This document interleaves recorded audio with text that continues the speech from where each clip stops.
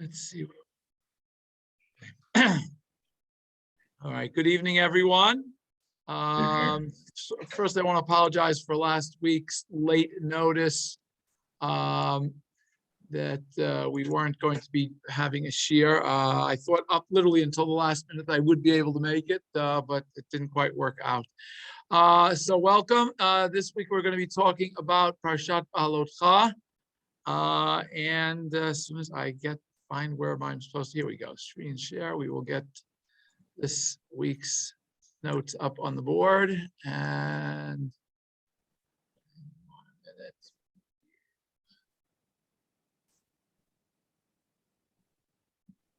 No.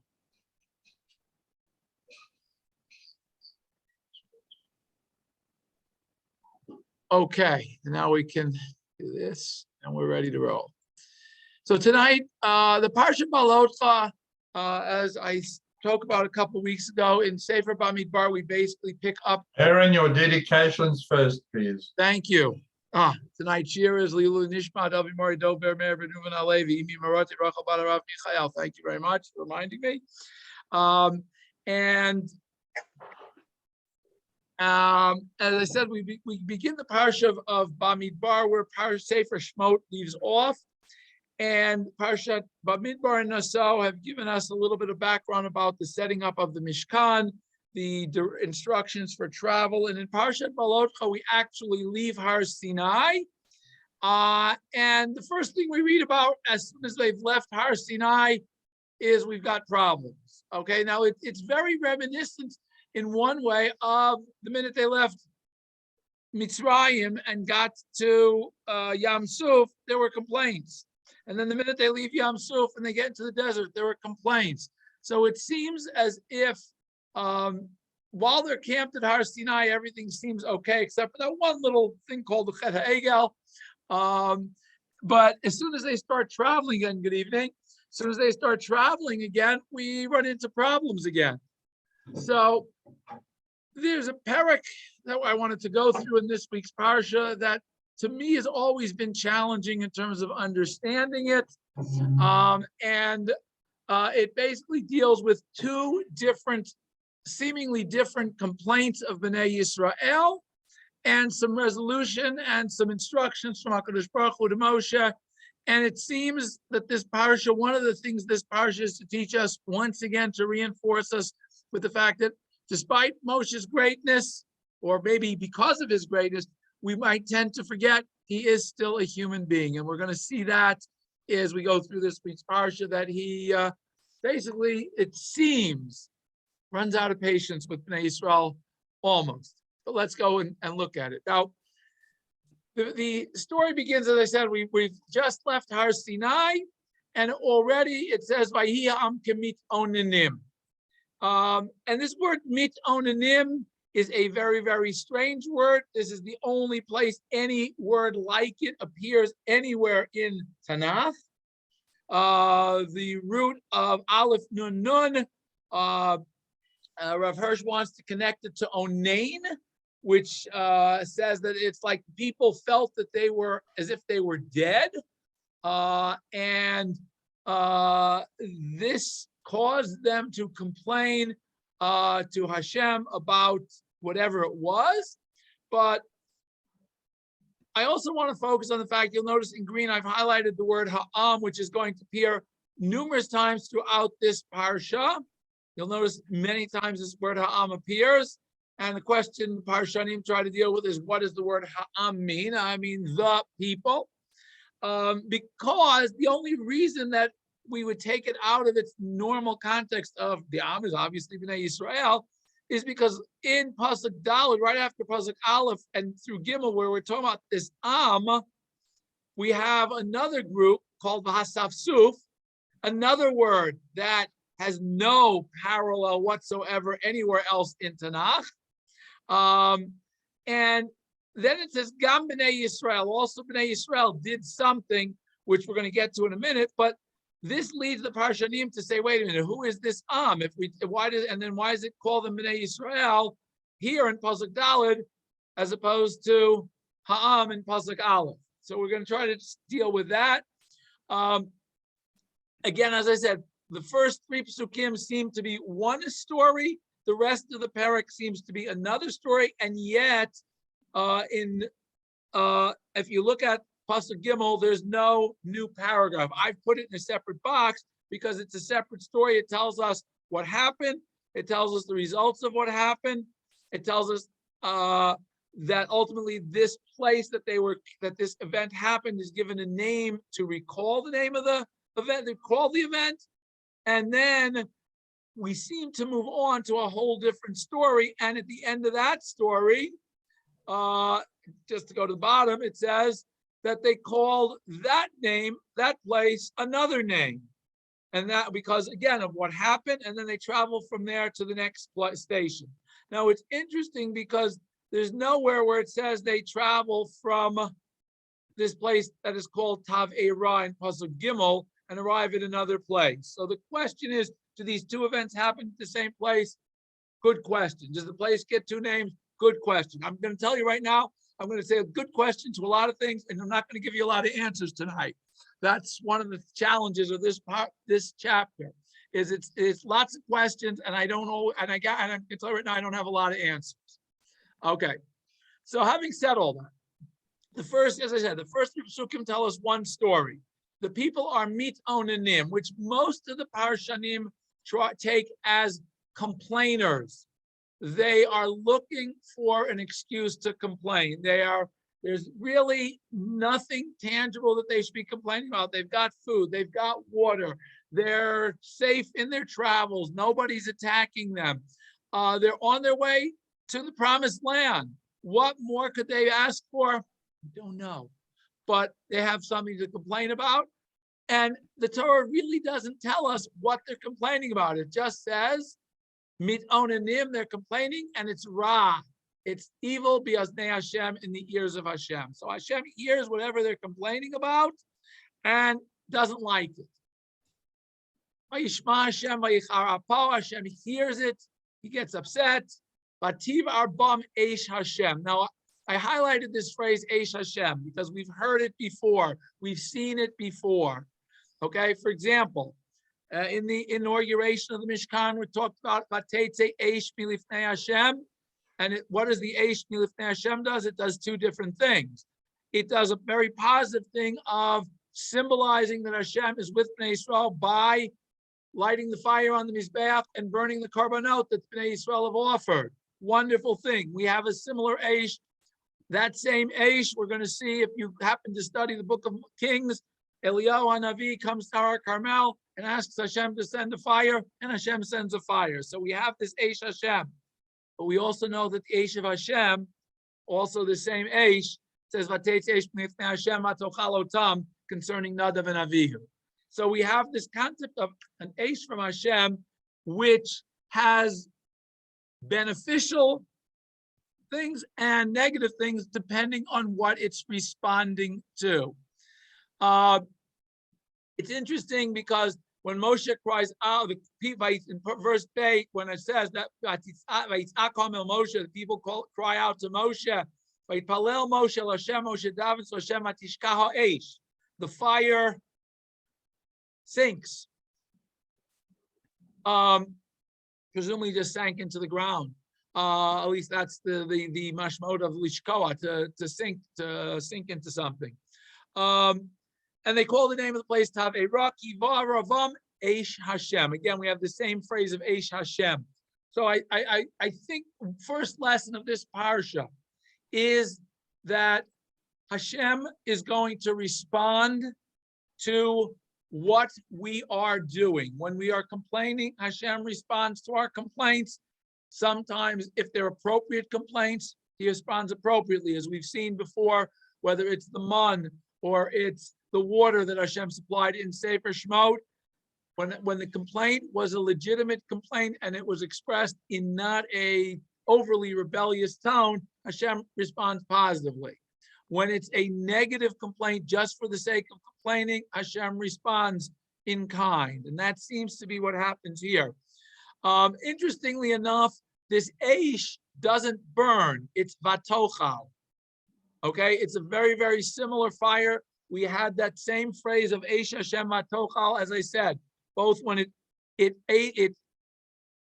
accepted the korbanot, it says Vatochal al hamizbech et holav et ha-chalavim, and the same thing it says Vatochal otam by Nadav and Avihu. So it's interesting that it uses this word of Vatochal, of achila, of eating, to refer to this Eish of Hashem, almost as if it is a being that needs to eat to be sustained. But again, I think that if we go to the rest of the parsha, I think this Vatochal almost is a precursor of the rest of the parsha. So, and that's why I highlighted in yellow, and you'll see below, there's a lot of things highlighted in yellow. So as I said, number of questions is who is the Parshanim want to say. In some cases, this refers only to the Erev Rav, not to the general Jewish population. The Erev Rav being the multitude of people who left Egypt with the Jewish people who wanted to join the Jewish people. Some may very well have been sincere converts. Some may just have been looking for a good excuse to get out of Egypt. Don't know. But Moshe tested Hashem, we should accept them. And it seems that is what happens. And again, as I said, there are a number of incidents throughout both Shmot and Bamidbar where the Parshanim want to say that they are perhaps the instigators, not the only ones involved, but some of the Erev Rav may have been the instigators of these times of complaining against Hashem. Okay. As I said, mit onanim, there's no parallel word to tell us what it means. And the same thing as I say, but from the context, it seems as if both of these words refer to people who are looking for an excuse to complain. We would call them today probably rabble rousers, troublemakers. But there's no, as I said, no parallel word in the Torah or Tanakh to give us an idea of what it is. But okay, let's go to Pasuk Daled, story 2. The Safsuf Asher Bekirbo, that are in the midst of of the camp, I guess. Hitavu ta'ava, they had this great desire. And then it uses this word vayashuvu. Now the word vayashuvu has two meanings in Hebrew. Okay, all you are taking upon, the word vayashuvu means both to return and to dwell, or to sit, or to live in a place. So there were two possible meanings of this. Vayashuvu means they could have returned to the camp, perhaps from burying the dead of the last incident. They could have returned to the camp because they went out to see this fire, what was going on. Because if you look, the fire is B'kitsei hamachane, at the edge of the camp. It's not in the middle of the camp. So the word vayashuvu could mean that they returned, they came back. Or it could be vayashuvu, they settled down after all the commotion of the noise of the fire or whatever. But in any case, it says vayashuvu, they returned, or they settled. Vayivku gam b'nei Yisrael, and the b'nei Yisrael also cried. Now it's interesting because we didn't have the word cry before. Nobody was crying. So why would say the b'nei Yisrael also cried? It doesn't seem to make sense. So it means that part of this mit onanim was they were crying about something. So we already, from the context, are starting to get a little bit of an idea of what this mit onanim, who they were. They were crying about something. And now the Jews complain about what? Mi achilenu basar. Who's going to give us meat to eat? That's their number one complaint now. Okay, and why do they want meat? Did they have meat in Egypt? I don't know. We don't know. I have no idea what their diet in Egypt was. But we get an idea from Pasuk Hey. The Torah doesn't leave us stranded here. It tells us this is what they remembered about their diet in Egypt. Zacharnu et hadaga shenocha b'mitzrayim chinam. We remember the fish that we ate in Egypt that were chinam, literally means free. Presumably, I guess if you're living next to the Nile, fish were plentifully available, so there was no problem in terms of not having any. And then they mentioned the following 5 foods: kishuim, which we generally translate as some type of brain work, squash, cucumbers, whatever. Marrow. I'm sorry, it's what? Marrow. Marrow. Kishuim or Kishuim is not, marrow? no, kishuim is not marrow. Kishuim is some type of vegetable. Avatechim, melons, or what we call watermelon is avatiach. Et hechatzir, Kishuim is a long squash. yeah, kishuim is squash of some nature, some type of vegetables. Betzalim, the onions, and shumim, the garlic. Now, the Medrash tells us the reason these 5 foods are singled out is because those are the only 5 foods you couldn't make the mun taste like. Why these 5 foods? I can't answer. But again, the Parshanim want to say that the reason you couldn't make the mun taste like these 5 foods is because these 5 tastes can be harmful to people with certain conditions. Specifically, I think one of the things mentioned is women who are pregnant sometimes can't eat these things. I don't want to get into it. I'm just telling you what the Parshanim say, okay? I saw an interesting thing somebody sent out on the WhatsApp for the Kolel, that these 5 foods were very prized in Egypt and were very highly sought after in ancient Egypt. That's why these 5 foods are mentioned. That's somebody who studies ancient Egypt supposedly mentioned that. Okay. But now I tell you, nafshenu yivesha, we are dried up. Our souls are dried up. Ein kol biltil haman einenu. The only thing we have to eat, the only food available to us is this mun. Now, one of the things that the Parshanim try to understand what the complaint is by looking at all of the words in this verse. So the first verse that they look at, the first pasuk they look at and say, this pasuk seems strange, is the word chinam. Chinam literally means free, no price. Chatzi chinam. You know, you heard the grocery store, right? I want to tell you everything is half off. But chinam, according to the Midrash, tells us chinam min hamitzvot. They weren't really complaining about food here. They were complaining about the fact that they had all these mitzvot they had to keep relating to perhaps food, or relating to generally, we've been in Har Sinai, we've got all these mitzvot. Oh man, it's just such a big burden. Now, again, here where they're on their way, they're about to undertake the trip to go into Eretz Yisrael, and all they can think about is all these commandments that are associated with it. Now, again, it's all about perspective. How do we look at mitzvot? Do we look at mitzvot as Shem has given us this great opportunity to better ourselves, to perfect ourselves, to come close to Him, to develop a relationship with Him? Or do we look at these, oh man, this is such a great burden? And that is going to determine your entire outlook on Judaism. If you have the old Yiddish thing is schwer zu sein a Yid, then you're going to live that. You know, it's hard being Jewish because there's so many demands upon you. That's going to weigh you down. It's going to determine your entire perspective about your Judaism. If you look at Judaism as, wow, look at this wonderful opportunity to grow, to come close to Hashem, to have a relationship with Hashem, you view and you live your Judaism very differently. So one of the things that's going to be very much an overarching a theme of this whole parsha Beha'alotecha is all about attitude. It's all about how do you view the world? Are you looking at the Torah through rose-colored glasses or through not so rose-colored glasses? And how do you approach your Judaism? Okay, that second word that the Parshanim look at is the word Yivesha, Nafshenu Yivesha.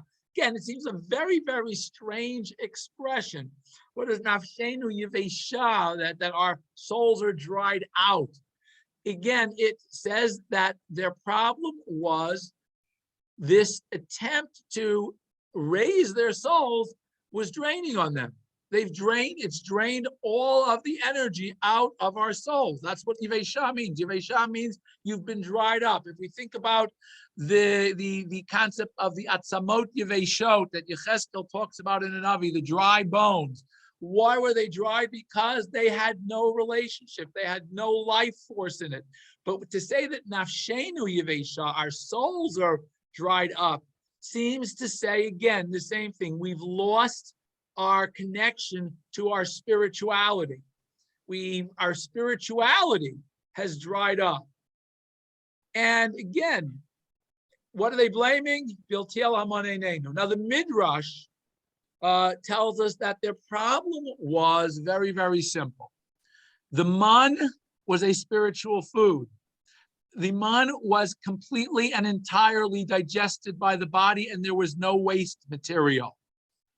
The reason they were complaining was they were concerned that, wait a minute, how long can people continue to eat without having waste to eliminate, without getting sick? We might call it constipation. We might call it something else. But they were concerned, if we're going to sit and eat man, what's going to happen to our bodies? They will not function properly. So again, they are looking at this wonderful gift. God, Hashem is saving them all the time of hey, you're out in the middle of the desert. There's no hot and cold running toilets.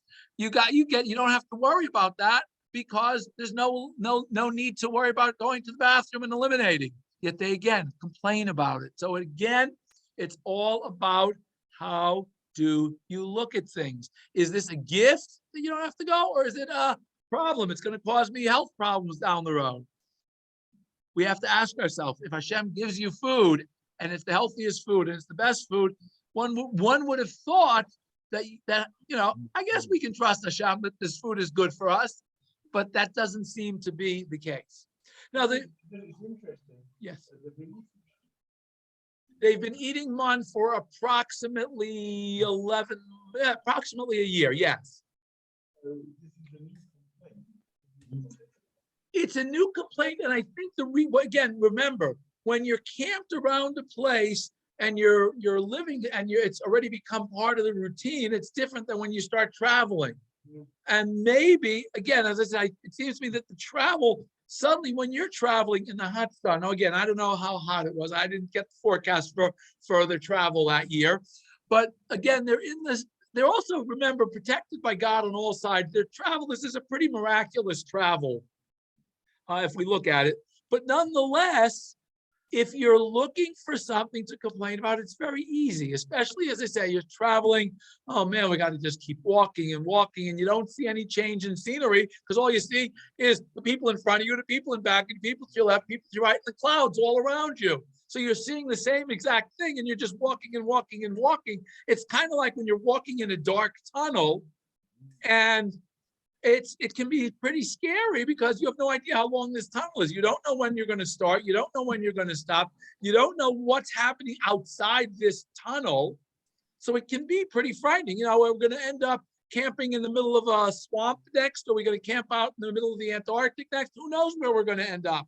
So it can be clearly, if you're not, it's almost like if you don't have complete faith in the person who's guiding you, or the entity, in this case, God, who's guiding you, that you're going to get to your destination, I can understand. It's pretty scary. It's pretty frightening.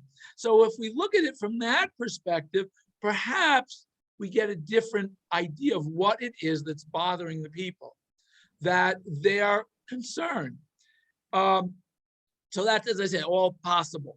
Now, interestingly enough, the Torah now takes a 3 psukim parenthetical digression that really has nothing to do with this parsha, except that they just complained about the only food they had was the man. So it gives us a 3 psukim description of the man. Raman kisra gadhu. This is how the man looked. Einokena bedolach. It's shown like bedolach is, I forget which stone, some precious stone. Crystal. Okay, shines like crystal. And the people would go out, they'd collect it. Some of them had to grind it up. Some of it pounded it in a mortar and pestle. Some of them cooked it. Some of them made it into cakes. But it tastes like very nice honey and oil. What's wrong with that? Beautiful taste. It was good, whatever. And when the towel would fall on the camp overnight, the man would fall right over the dew. So it wouldn't fall into the sand. It would fall on a nice coat of dew. It would be nice and clean and whatever, and everything is fine. So the psukim here are parenthetical to almost as if it were to say they had no business complaining about the man. There was nothing to complain about. It was perfectly prepared. It was properly wrapped. It was properly done. And why are they complaining? Okay. Now we go back to the story. Vayishma Moshe at Ha'am. Moshe again here's Ha'am, not Bnei Yisrael. It's always Ha'am here. Bochel lemishbechotav. Now here again, Midrash wants to go into and read into this word. Bochel, firstly, they're crying. Okay, we said at the beginning they were crying. Lemishbechotav literally means according to their families. That means each family was sitting out. They all got into their family groups and complained to each other until they all started crying. Each one at the entrance to his tent.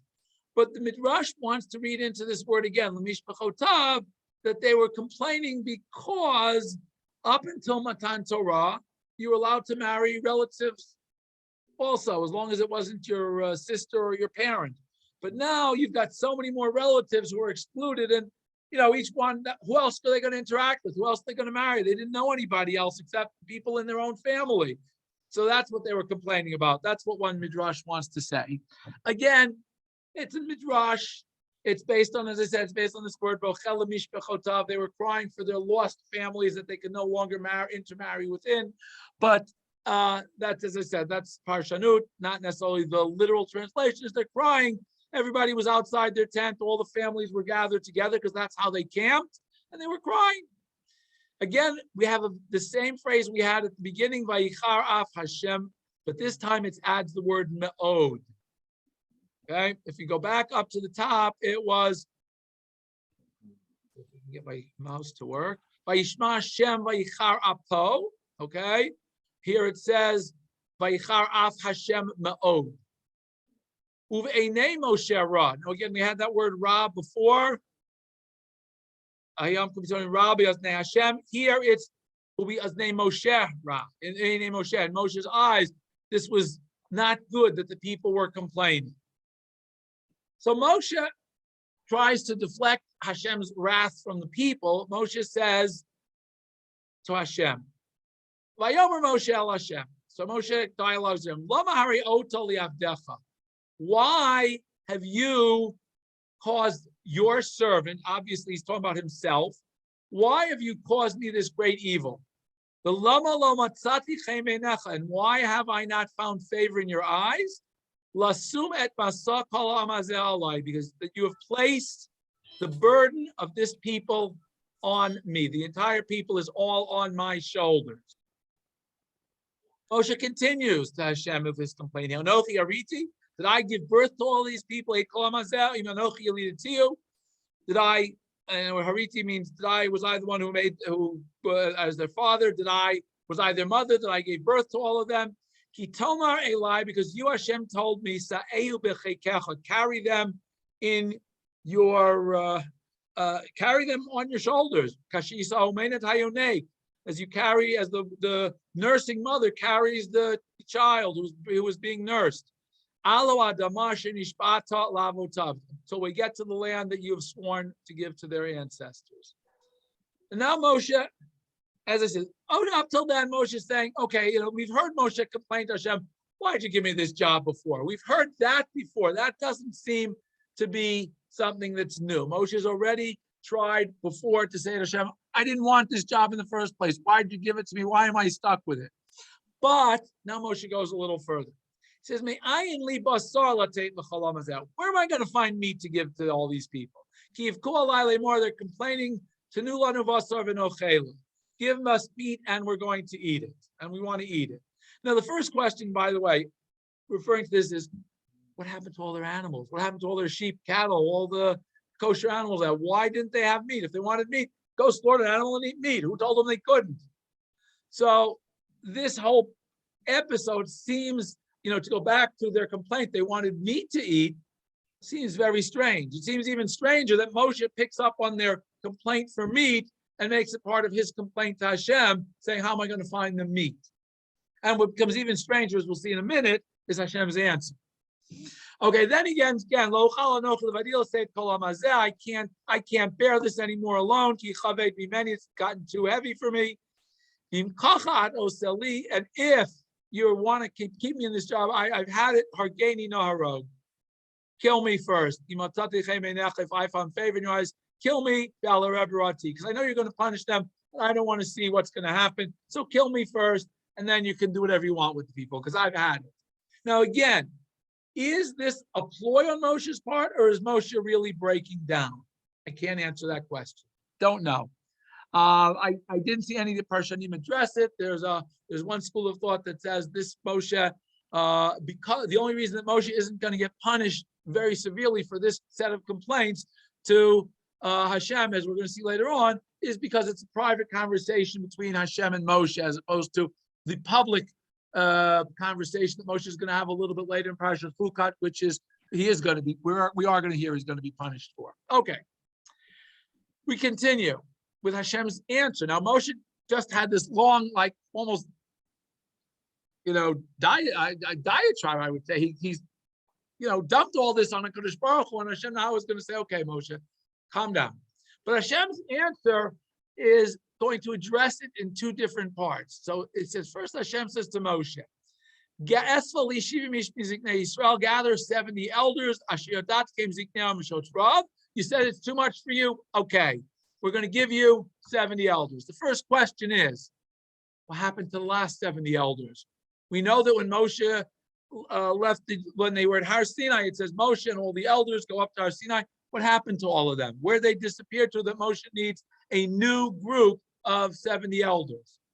Okay, that's the question. That's one of the questions the Parshanim asked. And let's go back to the beginning of the parak. Okay, they ate the fire. The people who were punished were at the Kitzei HaMachaneh, at the edge of the camp, according to the literal translation.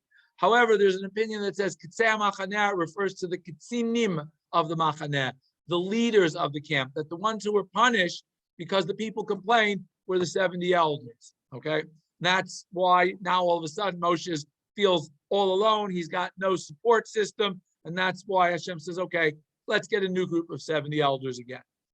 Hashem says, take them with you to Ol Moed and stand them there together with you. The Yoraditi, I Hashem am going to come down with the Dibarti im Chasham and will speak to you there.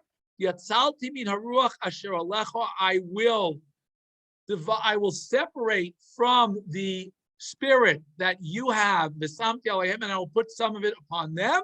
They will help you carry the burden of the people. Okay, so concerning your complaint that you need help, you're overwhelmed.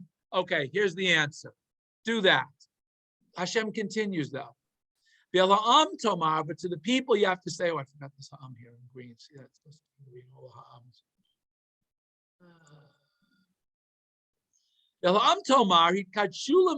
Prepare yourself for tomorrow, and you're going to eat meat. You complained to Hashem, you cried out to Hashem, who will give us meat because we had it good in Egypt. Hashem natan lachem Hashem basar v'achaltem. Hashem's going to give you meat to eat. However, this is not going to be the meat that you wanted to eat. Lo yom echad tochlu v'lo yomayim. It's not going to be one day. It's not going to be 2 days. It's a very interesting pasuk. This pasuk Yutet. Okay, it says it's not going to be 1 day. It's not going to be 2 days. It's not going to be 5 days. It's not going to be 10 days. It's not even going to be 20 days. Ad chodesh yamim, an entire month. Ad asher yetzei me'apchem, till the meat comes out of your noses. You're going to be sick of meat. It will be to you for something disgusting. Because you have rejected Hashem who is in your midst. And cried before him. Your complaint had nothing to do with the food. It had to do with the fact that you didn't want to leave Mitzrayim, and you're complaining that Hashem took you out of Mitzrayim. Why are you complaining? Okay. Moshe says, wait a minute. We have 600,000 people here that we just counted them. You're going to supply me enough meat to feed all of these 600,000 people for a full month. That's all they're going to eat is meat for the next 30 days. Are they going to have to slaughter all the cow, all the sheep, all the cattle? We're going to have to slaughter. Or you're going to gather all the fish from the ocean and fine for them. So again, we see like Moshe seems to have lost something. He's gotten frustrated, he's overwhelmed, whatever you want to call it, but we see almost the human side of Moshe Rabbeinu, that Moshe, despite the fact that despite his greatness, he has human moments too. Okay.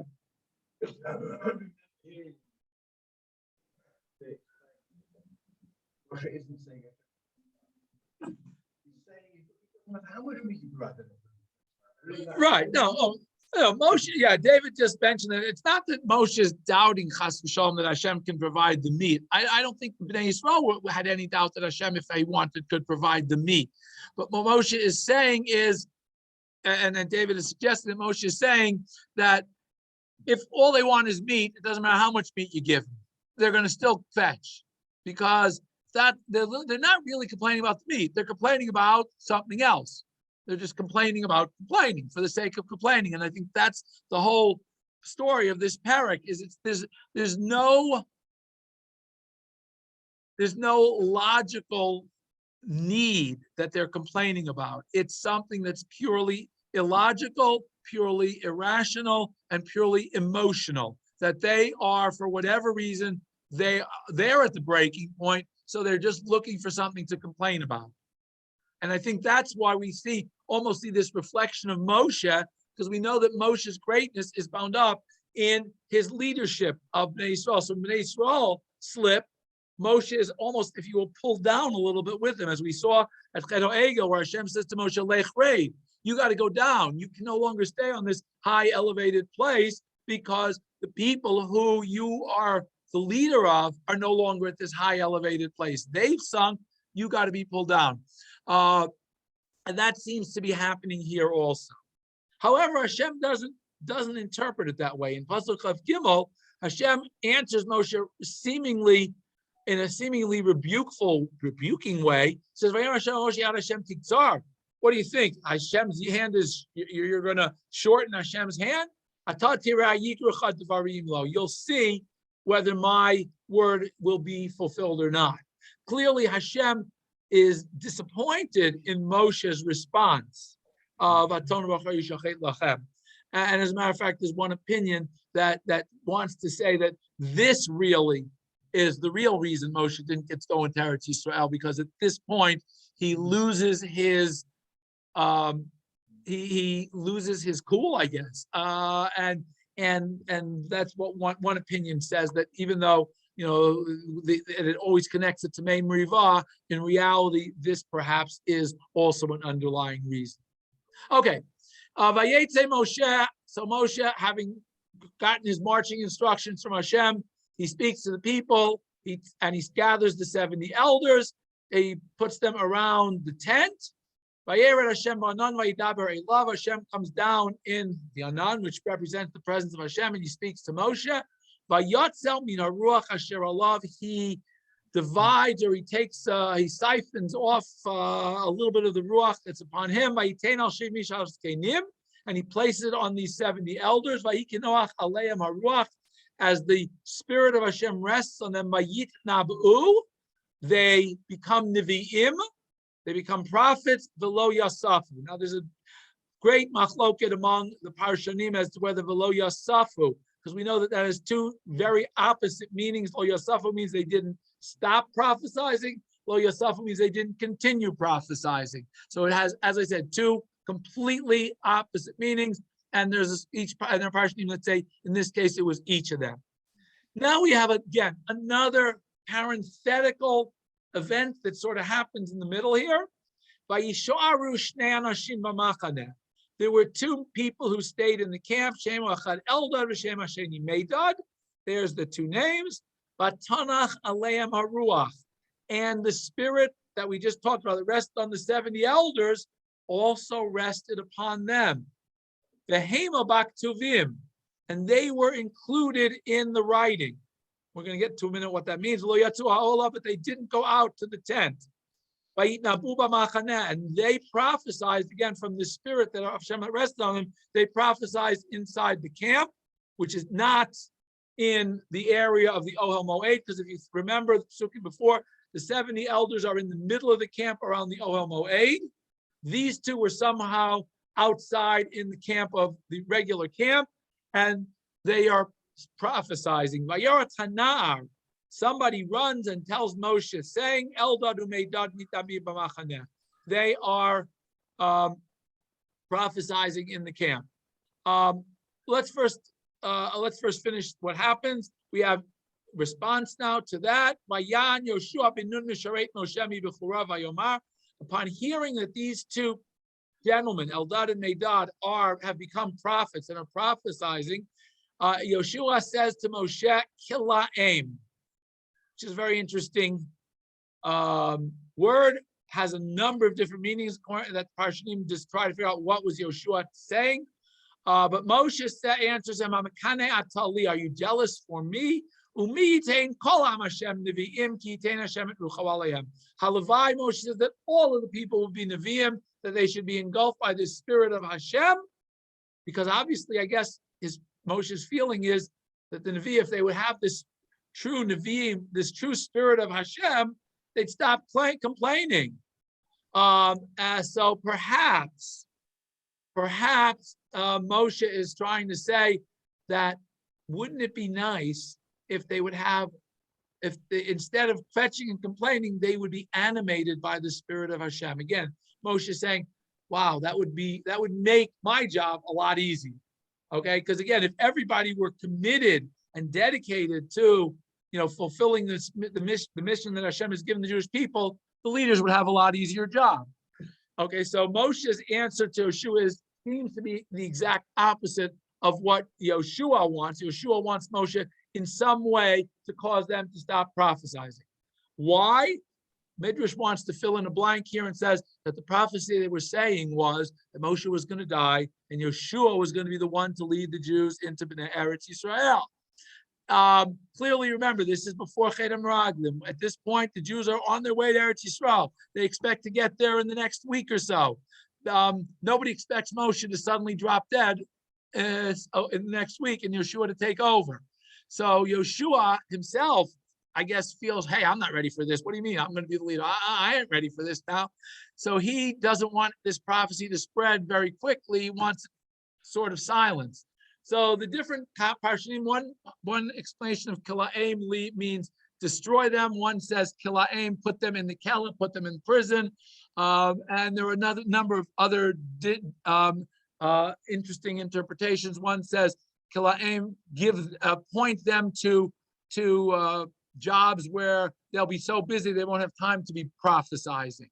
But as I said, the Parshanim try to understand what the word is, but clearly Yoshua was upset by whatever the prophecy they were saying was, either because they were prophesizing and that seemed to be usurping Moshe's rule or his role, or because the specific prophecy that they were relating, he wasn't very happy with. Okay, so those, again, that whole story of this Eldad Medad is, as I said, parenthetical to the whole question, except for one thing I will include, and that's the words Vehema Baktuvim. What does it mean, Vehema Baktuvim? The Medrash says, wait, Moshe says to Hashem, you want me to pick 70 people? I got a problem. 70 doesn't divide directly by 12. It's not an exact integer. They're going to complain. If I pick 6 from every tribe, I got 72. If I pick 5 from every tribe, I only got 60. So how am I going to get to 70? And if I pick 6 from each tribe, then who am I going to leave out? And if I pick 5 from 10 tribes, and 6 from 10 tribes and 5 from 2 tribes, those 2 tribes are going to complain. Why did we only get 5 and not 6? So what do we do when we have a problem like this? We take pieces of paper, we put 70 times, we write the word Zakein on it, 2 pieces of paper get left blank, we throw the 72 pieces in a hat, we pick 6 from each tribe, and all 72 people get to pick one of these pieces of paper. The 2 get blank pieces of paper get left out.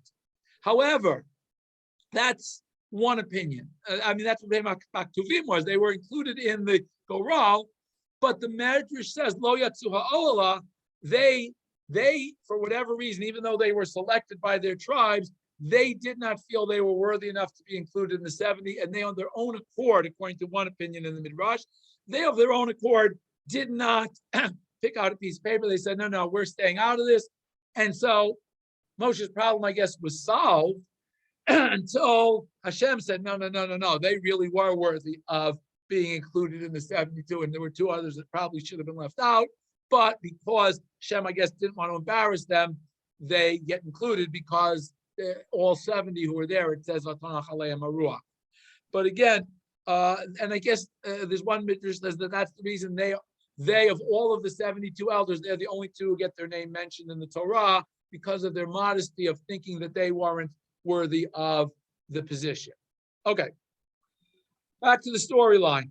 Moshe el Machaneh. After this whole incident with the 70 elders, Moshe now returns to the camp, but now he's accompanied by the 70 elders. And now we see the end result of what happens for Bnei Yisrael. Again, as we see with many of the other miraculous events in the desert, even though it's miraculous, it comes about as a result of something natural to try to minimize the extent of the miracle. There's a strong wind that blows from Hashem. By Yagaz Salvim min Hayam, it picks up Salvim, Slav. Now, according to most opinions, Slav is some type of bird. Why they're picked out from the water? Probably because they were some type of water bird.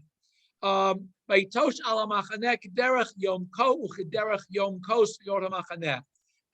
all of these Slavim that are picked and plucked by this strong wind out of the Yam are spread around the camp an entire day's journey outside of the camp. So there's a whole lot of birds floating all around the camp. They were stacked up 2 amot high. Okay, so that's about, a meter high, about, for those of you on the English system, about 40 inches high, 30 to 40 inches high of birds just stacked up there for a distance of an entire day's journey, which according to Medrash is about 4 miles was the average day the camp could travel. 40 miles, 40 miles. And so there's lots of Slav floating around. The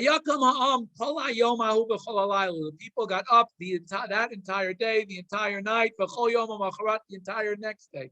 So they spent the rest of that day, the night, and the following day.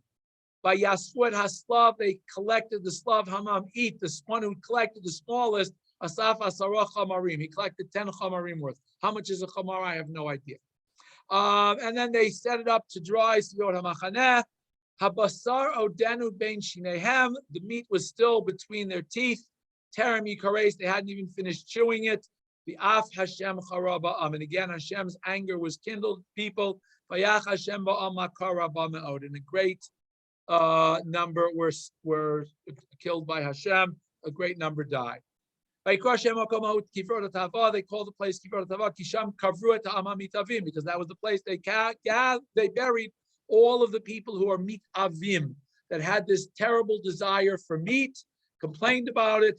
They are all buried at this place and die as a result of this chet. From there, and that's the end of this story. Then they leave this place and travel to a place called Chatzerot. So, having learned all of this, we have a couple of lessons, I think, that stand out pretty strongly. First and foremost, be happy with what you got and try to look at it in a positive light, because nobody can not find something to complain about if they really look for it. And the question in life is, are you looking for things to complain about, or are you looking for things to be thankful for? That is, I think, the overwhelming message of this section of parshat Beha'alotecha. By the way, I think it's the overwhelming message of the entire parshat Beha'alotecha, that how we focus, how we live our lives, how we perceive what happens in the world is very much a function of our own attitude toward life and the things that happen to us. Because emotions are, we like to blame our emotions on events that are beyond us, but that's not the case. Pirkei Avot, we're told when it comes to certain things that they are within our control. For example, when the Mishnah in Pirkei Avot wants to talk about anger, it says Arba Midot B'Deot. There are 4 types of temperaments, and interestingly enough, that Mishnah is in the midst of a long sequence of groups of 4 things, and in many of them it says one is good, one is tzaddik, one is rasha. But when it comes to Deot, it says Zechelik Tov. It says it doesn't say that this is a portion that Hashem has given you. It says it's a decision you make. It's you're a tzaddik or a rasha. We know that Hashem doesn't determine whether we're going to be a tzaddik or a rasha. We determine that based on our actions, and our actions, as the Mishnah wants us to understand, are very much a function of our perception of the world. So if we look at the world and everything gets us angry, it's because we want to be angry at the world. And if we look at the world and we take everything, quote, in stride, it's because that's where we want to take the world. And if we look at the world and take everything as a message from Hashem and an opportunity to grow in our relationship with Hashem, then that's what it will be. And that's really the lesson, I think, of this parsha, that if you're looking for reasons to complain, there's no shortage of things to complain about in Hashem's world. If you're looking for things to help you grow in Hashem's world, there's no shortage of things to help you grow in Hashem's world. And we make those choices every single minute of every single day. And we should focus on making the right choices so that we can grow in our relationship with Hashem, not be like those who complain and don't get into Eretz Yisrael, but be like those who say, we want to be in Eretz Yisrael. We're thankful to Hashem for this wonderful gift. We're thankful to Hashem for the wonderful gift of the Torah, this way of life that helps make us human beings, that helps make us more than just animals trying to worry only about ourselves and not worry about the rest of the world, but that our role as the Jewish people is to care not only about ourselves, not only about our families, not only about our communities, but about the whole world, and about the whole world recognizing Hashem and having a relationship with Him. And we pray that we will understand that so that we can grow in our relationship with HaKadosh Baruch Hu and be zocheh ultimately to Gula Shlem Me'aver Ameinu. Thank you all for joining. Questions, comments, and feedback at this time. Is anybody still there online? Can anybody still hear me out there in Zoom land? Yeah, we're here. Okay. Anybody? Questions, comments? Okay, thank you all. have a great rest of the week. And Be'ezras Hashem will try again next week. Thank you all. Laila Tov. Thanks, that's all.